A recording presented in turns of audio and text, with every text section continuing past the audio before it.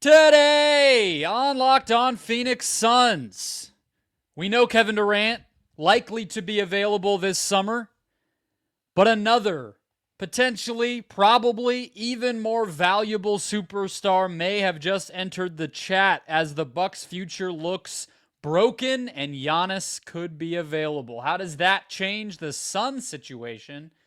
Next.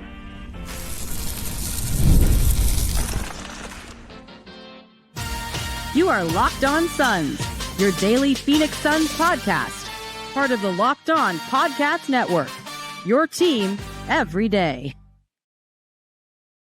Welcome back into Locked On Phoenix Suns. I'm Brendon, Kleen, a staff writer at Awful Announcing and a credentialed Suns media member. Thank you for making Locked On Suns your first listen here on this Tuesday. Don't forget Locked On Suns, free and available on all platforms, including YouTube. So click that follow or subscribe button. Do what thousands of other Suns fans have already done. Become an everydayer and get locked on to the Phoenix Suns right here each and every day. Today's episode, folks, brought to you by the Amazon Fire TV Stick 4K. Turn any TV into your personal Xbox. No console needed. Just head to amazon.com/firetv locked on to learn more. Joining me with a lot to break down in the world of Kevin Durant, a player who doesn't even play for the Suns, Giannis Antetokounmpo, and the latest in the coaching search from the wonderful West Valley, my fellow Suns credential media member. How are we feeling, Ben Garcia? Worse. I didn't actually think there was a likelihood. Well, I thought there was a little bit, but I didn't think it was as prevalent that Giannis could potentially be moved. And now with that Dame injury, it just feels like it's going to happen. And that really throws a wrench in the Suns' plans. But we'll get into it all. But I'm not feeling too good right now when it comes to the Phoenix Suns. I think the Giannis thing has been out there for so long, like 5 years now of could he leave? Like I think he signed 2 extensions since the first rumors. Like they go get Drew Holiday, they win a title, then they get Dame, and they keep making, they keep up the relationship enough that Giannis continues to commit back to them. But they were 48-34 this season, made a Hail Mary move to get Kyle Kuzma, and Lillard has this deep vein thrombosis thing, and now he is torn his left Achilles tendon. And they are down in this series to the Pacers. It does not appear that they're going to be able to come back from 3-1, even with Dame, but especially not without him. He's going to miss the entirety of next season, and they have really nothing left in the, treasure trove of assets to improve this team. No. They've made coaching changes and all this stuff. So, really quickly, that's another team that's worse off than the Suns now. Sixers, Bucks, the Mavs have assets, but just morale-wise, it sucks over there. And it's another thing of like, all those people, like it's starting to grow with idiot fan accounts that are like, oh, I want to see Booker go somewhere else. Like, grass ain't always greener, man. Grass ain't always greener. I think it's just really the kind of, what is it, the chickens coming home to roost? Is that the phrase for these teams that went all in on the last CBA and now they're just getting screwed because they built a team and they built a cap sheet for an era of the NBA that just doesn't exist anymore. Denver, the Bucks, the Suns, all the teams that have been in the finals or made the finals in the past few seasons, it's feeling very similar throughout all of them. But, I mean, we don't even have to debate much, right? When you look at Giannis only being 30 and having 3 more seasons under contract, right? Like, he is far and away the more appealing potential superstar piece that is, if it gets to that point, that will be on the market above Durant, right? I'm going to go Doctor Strange on you. There is like a billion different scenarios where Giannis Antetokounmpo is the more valuable asset than Kevin Durant. But I do think there's a couple where Kevin Durant is as valuable than Giannis Antetokounmpo. And the argument I'll make is this. You're going to give up a bigger or the same haul that you gave up for Kevin Durant, Phoenix Suns trading for Kevin Durant, now you trading for Giannis Antetokounmpo. You're going to give up more than what the Suns gave up. if you're not the Thunder and have just like an insane amount of picks, or one of those teams that are just loaded with assets, is it the right move? Or could you potentially be selling, taking out,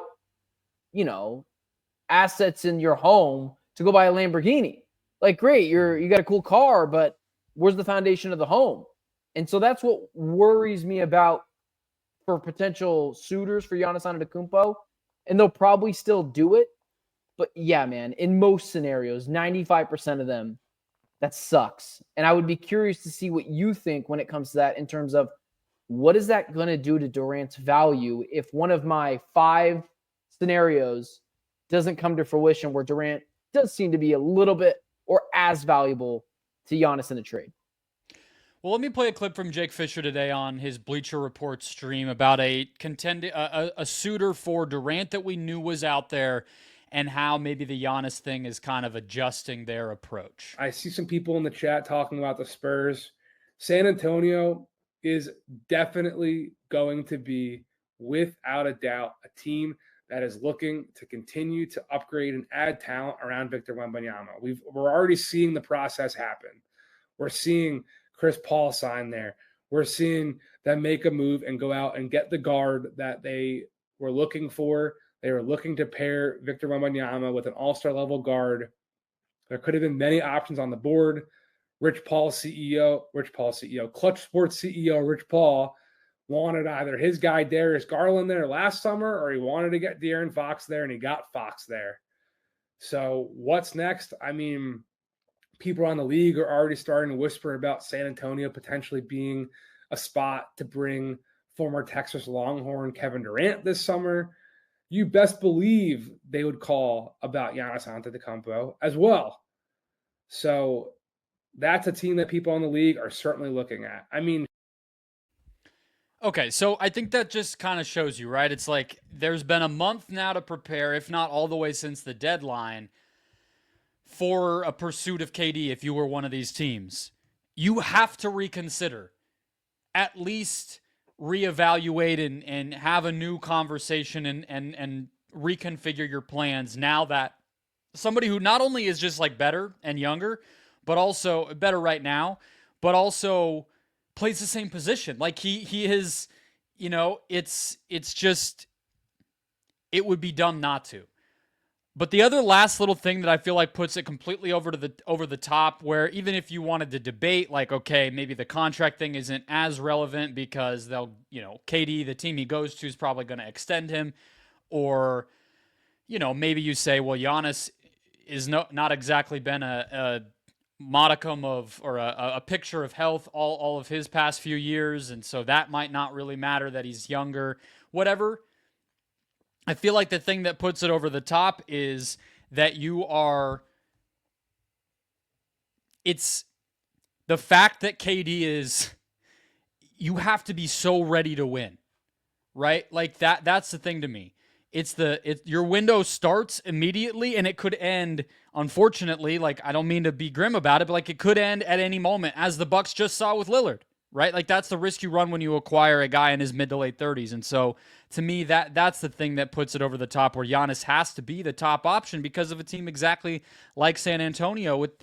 They want to win for the rest of Wemby's prime and Fox's prime. They don't necessarily, what does it matter? Why would it be valuable to them to get 1 or 2 more years of KD when you could get 5 of Giannis? That's the thing that puts it over the top for me.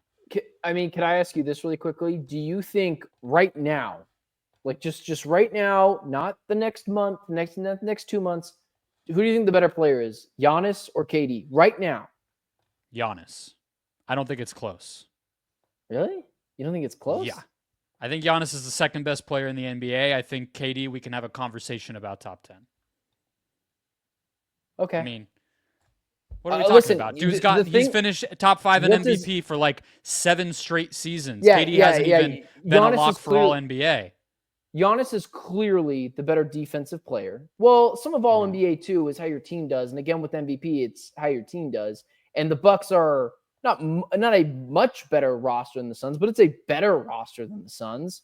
Giannis, Kevin Durant is better than Giannis at, I would say, everything outside of 5 feet from the rim. However, he's unstoppable 5 feet from the rim. And then defensively, Giannis is much better than Kevin Durant. But everything else offensively, ball handling, playmaking, shooting, like I would take Kevin Durant.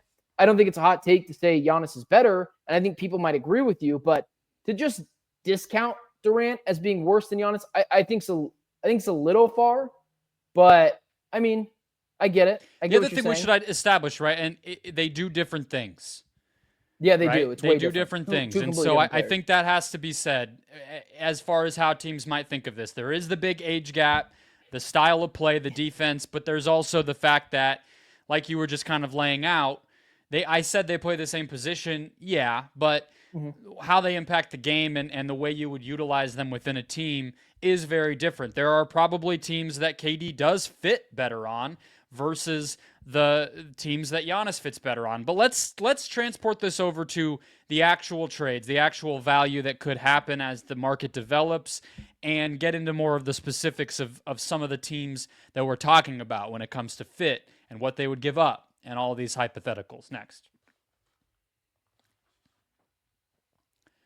First, today's show is brought to you by Monarch Money. Ever check your bank account and wonder, where did all my money go? Well, we all do. Between dining out, online shopping, and entertainment, it can be easy to lose track. That's where Monarch Money comes in, your personal CFO, giving you full visibility and control over all your finances. Monarch Money isn't just a budgeting app, it's a complete financial command center, meaning you can track all your accounts, investments, and spending in one place so you stop just managing your money and start actually finally building wealth for yourself. The best part of Monarch Money, of course, is that all-in-one convenience, because it's not as if we've never done this in our lives. We have a app for your banking. We have an app for your investments, maybe a little piggy bank in the corner with some of your savings. You never know, but this puts it all in one place on the Monarch Money platform and allows you to track it, manage it, set goals, and achieve those goals all in one spot. Take control of your finances with Monarch Money. Use the code LOCKEDONNBA at monarchmoney.com for 50% off your first year. That's MONARCHMONEY.com, code LOCKEDONNBA for half off your first year. All right, Ben, let's keep it rolling here. So, to pick up where we left off, I think that it's not a gulf. It's not Giannis is going to break the record for the most ever traded for one player in the history of the NBA, and KD's going to go for pennies. I definitely don't think it's that. So, how far apart is this and everything else, I think, is where the conversation probably has to go. And, of course, we're not positive Giannis will be available. It's not as if he went to the podium post-game over the weekend and said, I'm asking out. But it almost feels like we're at the point where, like, please let this mercifully end so he can get to a contender is I think where NBA fans are, and we all kind of hope maybe this happens. But here's the thing for me on this, as far as the two guys now and which teams would pursue them and everything else. Actually, you tell me what you think first, because you were about to talk at the end of the last segment. What do you think is going to actually materialize in terms of how this affects the amount the Suns can get back for KD?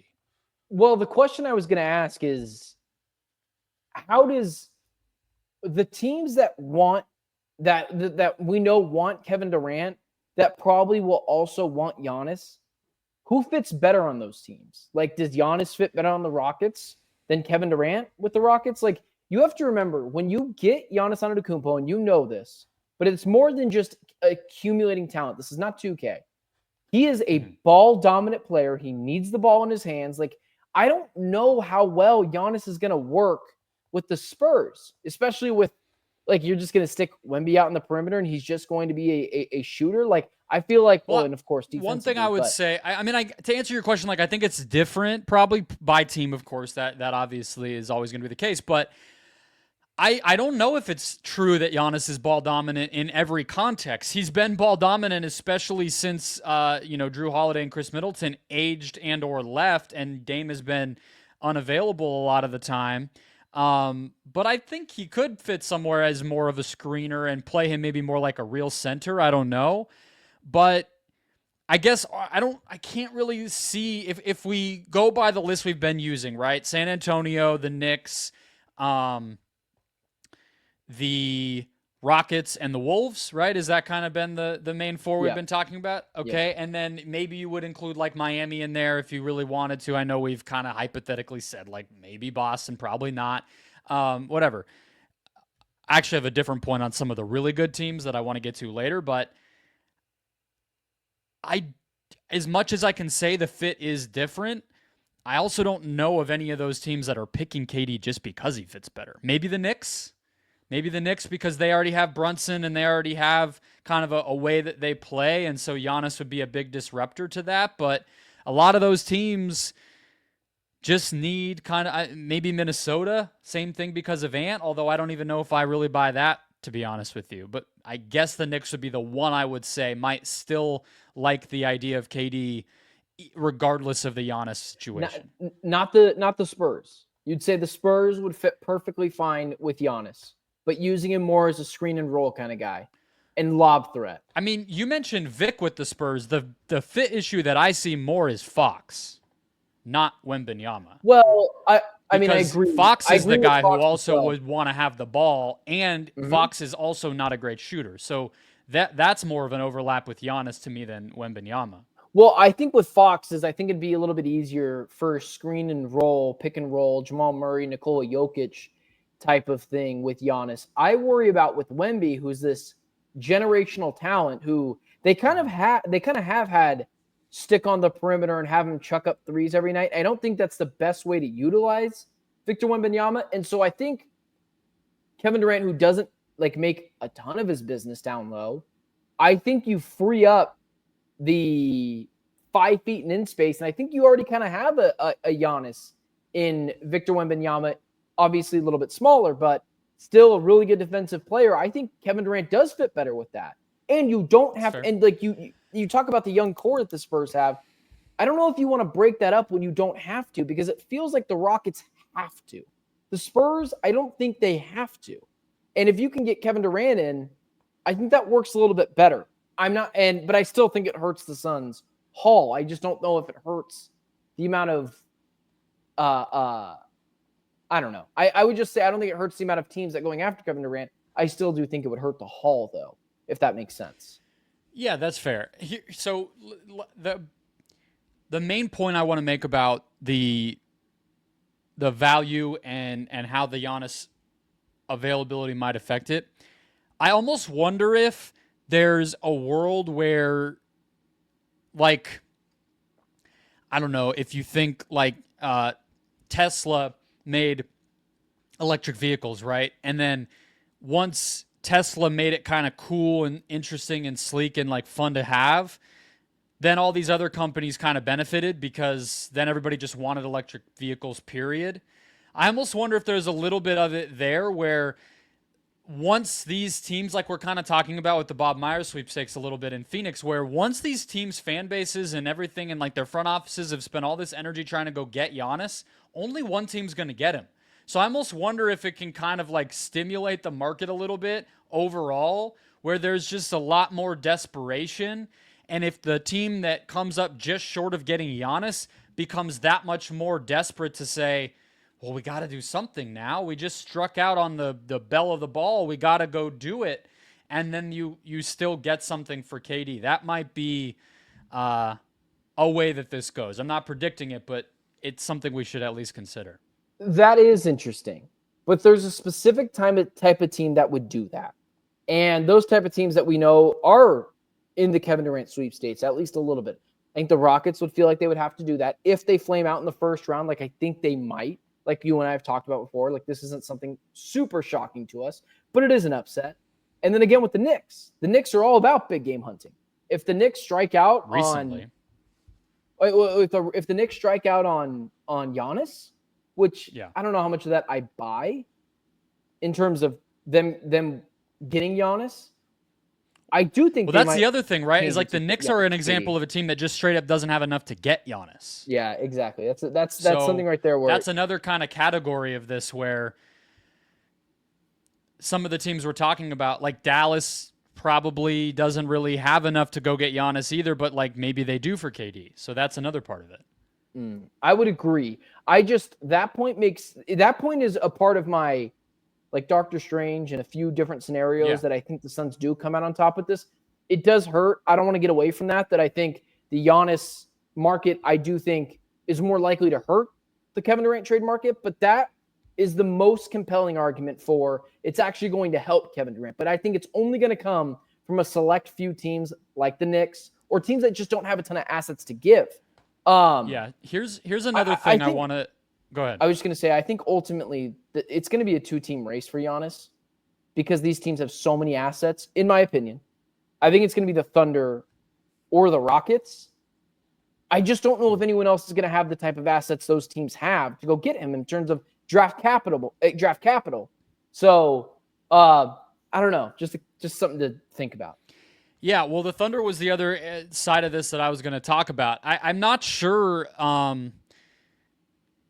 I think that the Bucks probably are in a position where, kind of like the Suns, they're not going to want to fully bottom out because they don't have their own picks either. And so that's going to be part of it too, where I agree with you. The pick-heavy teams are always going to have an advantage, but that might be another reason why it actually hurts the KD value is because it's the same type of situation. Some teams are wanting just picks galore back. Other teams want to maybe retool a little bit. I don't know. Maybe the Suns are more in the retool because they'll still have Booker, whereas the Bucks will have nothing. But the last thing I wanted to talk about is those really good teams like the Thunder, or I don't know, maybe you even want to include the Celtics. I'm not sure. Or unforeseen possibilities, right? Where there's a caliber of team that wouldn't have even really poked around on Durant because it just wouldn't have been worth it, but might come out of the woodwork. Not worth it, but just they don't really need to disrupt their team that much to go get KD, but they have to have a conversation about Giannis. Like, they would be stupid not to. And even maybe like you've heard the Nets be an example too of a really bad team that might, or the Raptors almost kind of feel like that to me. Where why would they go get KD, but they might actually go get Giannis? So there's this whole other category of team, I think, too, which honestly may have no effect on the Suns and the Durant situation, but might have to just kind of visit the chance to go get a generational superstar like Giannis. And that might just mean that, hey, the Suns just are picking from the same 4 teams. If suddenly the Thunder swoop in and get Giannis, well, the Thunder weren't going to get KD, so maybe it doesn't affect it at all.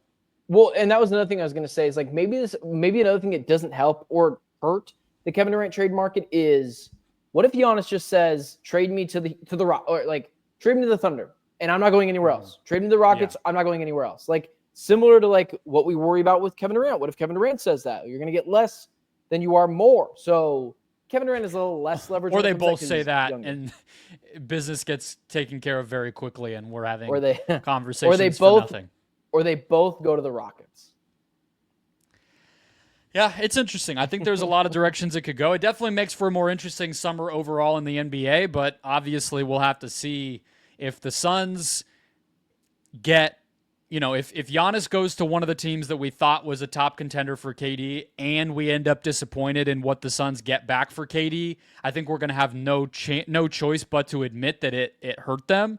But I also think there are pathways where it either doesn't affect it or, I don't know, maybe even drums up some overall activity that ends up helping. You never know. But let's close out with who knows what. Sorry, I was just going to say, it was not helpful, but I was going to say, Bradley Beal, Giannis swap. Yeah. You heard it here first. More like Beal and Lillard swap probably is where we're at this point. You know what's funny is we're going to have that conversation at some point, just so we're clear. If the Suns could get like a pick back, I might not hate it, if I'm being honest with you. Well, I don't hate anything that involves me getting anything back for Bradley Beal. Exactly. I might welcome it, depending on the contracts. Exactly. I haven't looked at that so far, but just something fun. Lillard makes more money than Beal, I think. But okay, fine. Right. They can have Micic too. Fine. Let's get to the latest on the head coaching search and more confusion at the top of the Suns pecking order next. First, today's show is brought to you by Wayfair. Spring is here, and that means it's home project season. Whether you're refreshing a room or tackling a full renovation, Wayfair is the best-kept secret for all things home improvement. From small updates like stylish cabinet hardware to major upgrades like new vanities, sinks, or outdoor lighting, Wayfair has quality products for every budget. I am not lying to you when I say that we are searching for a new place in the Valley, and my mom was touring this place with me. Long story. We looked at it, and she said, if you need to put your desk to record your podcast in this kind of weird spot in the house, not in a real office bedroom thing, we can look on Wayfair for a room separator, like a little hospital-style roll-in, roll-out thing. And she legit said Wayfair. It came up this weekend. That's how much it comes in clutch. Wayfair makes home improvement easy. Get started now at wayfair.com. Check it out for yourself. That's WAYFAIR.com. Wayfair, every style, every home. All right, Ben, let's close it out with the latest from Mark Stein, who has been on top of a lot of the things happening in the Valley from a front office and coaching standpoint. He, of course, also is an insider for the All City Network, which PHNX belongs to here locally. And he, Mark Stein, appeared on a podcast for PHNX that dropped Monday, where he said that the most important element of the conversation was that the people he's speaking with, which let's just assume in a head coaching type of a reporting, I would assume Mark Stein is talking to agents of other coaches, executives for teams that are also hiring coaches. He didn't seem to be saying that this was from the mouth of James Jones or Mat Ishbia, but more kind of the talk, the chatter around the league, that Mat Ishbia is prominently involved and has a major voice already in this coaching search, which we kind of vaguely discussed yesterday because it came out while we were recording, is apparently already underway, Ben, being led by James Jones for some reason. And Ishbia is prominently involved in it. This is not what was supposed to happen. This was all supposed to be on the back burner for a few more weeks. What happened here? I don't know, man. Feels like they just lied to our face. I'd be more curious to hear your thoughts on it than mine. Of like, did 2 weeks ago not happen? Like you said, like you went up there and said that mistakes were going to be made. We're going to change. We're going to become a different Phoenix Suns. All of that has been just wrong. And it's just been a straight up lie. Why are you looking for a coach? Like it leads me to believe the Bob Myers thing is all nonsense. Like there's been zero communication. Gambo's right about everything, because how could you be searching for a head coach but then give full autonomy to Bob Myers? I'd be really curious to know your thoughts on this, man. Like to me, it just feels like we're lied to. And now I'm starting to turn my praise for Ishbia into like, dude, what are you doing? Like you tweeted it out really well. And you said, didn't Ishbia just think owning a team was going to be easy? I actually don't think it's that hard, but the things that he's doing is just wrong. I don't think it's that hard if you have the money to spend. So I'd be more curious to know your thoughts, man. Like what is your thoughts on Ishbia running and James Jones running the head coaching hires? It seems like a complete mistake is my biggest thought. It seems like a reversal of what we thought the plan was for this offseason that's so thorough and backwards that it really does make me almost want to take back all the goodwill that I gave to Ishbia from that press conference, if this is true. And yeah, that tweet I put out, like, I don't necessarily think being an owner is always really hard, but because the number one thing you got to do is just be the benefactor, the funder of the operation. And he's clearly doing that. But this whole thing is like I had asked you yesterday, why did they not just fire James Jones? Why did Ishbia not just fire James Jones 2 years ago, right? We had that conversation. And I don't know the answer to that, but it almost feels like this is telling us a lot about Ishbia and almost answering that question after all, because it almost just seems to all circle back on Ishbia just can't put trust in other people, right? Like he can't get out of his own way with this stuff. And firing Jones would mean actually having to conduct a process where he finds an executive that he actually believes in and is comfortable with and letting them run things. And it feels like he can't do that. It feels like he can't do that unless it's Bob Myers. It feels like where we're basically at right now. And that's just a huge problem because you can't put all your stock into that, and you can't walk back the things you said if the one person you had in mind just doesn't work out. It's like you either believe that that's what the franchise needs or not. The franchise can't just need Bob Myers. That's not how this stuff works. And so it really worries me that he actually didn't learn any of these lessons, and that entire press conference was just like a Hinge profile for Bob Myers to see it and get all hot and bothered and come take the job. I'll take it a step further. If Ishbia and James Jones are still running things, Josh Bartelstein potentially involved, and they're all trying to look for a head coach with the rumors of, I guess they wanted a president of basketball operations. Now they don't want president of basketball operations. If they do things like they've been doing them, they will fail. And it'll be another year wasted of Booker's prime and, no draft picks. If they do this, if they're just going to continue down this path of destruction until they realize that they can't do it this way, dude, just blow it up. Like, just trade Devin Booker. Like, what's the point in this? I was going to say, how would Book respond to that? Oh, you know what I mean? Like, that's the kind of thing that the type of mistake you make in the overarching process of constructing a stable organization, especially with how stern Booker's comments were down the stretch of the season, that really can get on the wrong side of a superstar like that. To go into a summer talking a big talk about all the stuff you need to do to right the ship and learn from your mistakes, and then you learn none of those lessons and you right none of those wrongs, that's exactly the type of thing that can become a step toward really big issues with the best players on your team. If this is all true, and I have no reason to believe it's not true, the Suns are just dysfunctional. From the top down, they're dysfunctional. They're not Robert Sarver with all the nonsense that came with him in terms of racism, sexism, misogyny, all that stuff, right? Like, you keep that stuff out of it. In terms of a winning basketball program, wins and losses, they're no different than the Sarver era, just with a bunch of money thinking they can fix it by throwing money at it. Yeah. I'm disappointed, man. I'm disappointed. That's all I can say is. And I think all Suns fans should be.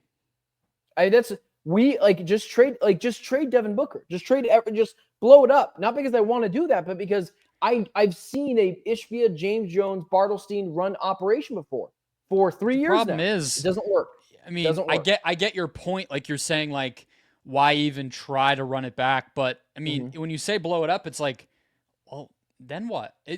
This problem, no matter what stage of team building you are in, will hold them back. If you are not coherent and cohesive with an alignment of all the people making a decision, no matter if it's sports or not sports, you're not going to be effective. So they could be a rebuilding team and they would still have an ineffective front office. They'd just be a chaotic bad team instead of a chaotic good team. Like that's all that would change. This problem is not going to go away. You could trade Devin Booker and I would still be saying the same thing the next day. It has to change. But I would just be saying, moving on from Booker, because maybe in 3 years when the Suns are still awful, they realize it then, and then maybe you have assets to figure it out. That's the only gut point check that they need to actually learn the lesson. That's the only point I'm making. I'm not making it seem like, oh, it's just going to get better in 3 years. No, I agree with you. I know that's figured what you you're just point saying, that out, but still, it's just stupid, man. I'm frustrated. That's why, like, the beginning of the show, I said, like, worse about the Suns, because it feels like they just lied to us. And if that's the case, everyone's got to go after Ishbia in terms of, like, this is not okay. Well, we've been charting the Myers leverage right now. If he walked in the door and asked for $100 million a year, I feel like he might get it because of how desperate this freaking team seems to be for him and him alone. But we will have much more to talk about as the week continues. Hit follow or subscribe if you have not already. Become an everydayer. We'll talk to you tomorrow.